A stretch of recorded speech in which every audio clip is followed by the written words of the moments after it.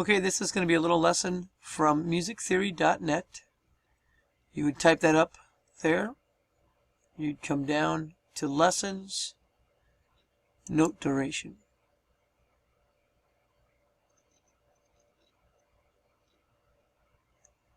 The first note is a whole note. A whole note gets 4 counts each. And you notice that it does not have a stem. It is just an oval and is not filled in. The next note is a half note.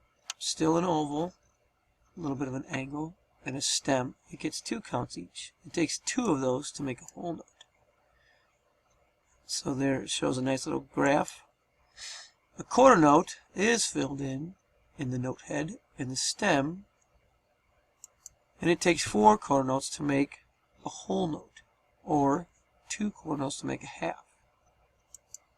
Next we have the eighth note. The eighth note is 1/2 count.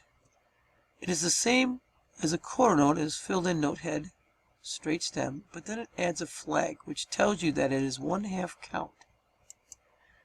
It takes 2 eighth notes to make a quarter note. So here it shows you the 2 eighth notes to make a quarter note. The last note is the 16th note. The 16th note is the same as a quarter note, and then you would draw 2 flags on it. It gets 1/4 of a count.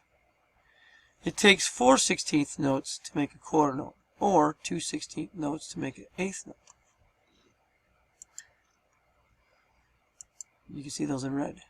These are 34th and 64th notes, but we don't use those too much in our class, so we'll just move on, but you need to know they exist. And this is a chart that shows you how they all relate to each other. The whole note is on top, 4 counts each, 2 half notes, 4 quarter notes, 8 eighth notes, and 16 16th notes. And that is the end of our lesson. If you want to go back and review any of this, you go back to musictheory.net, you go to lessons, and you click on note duration.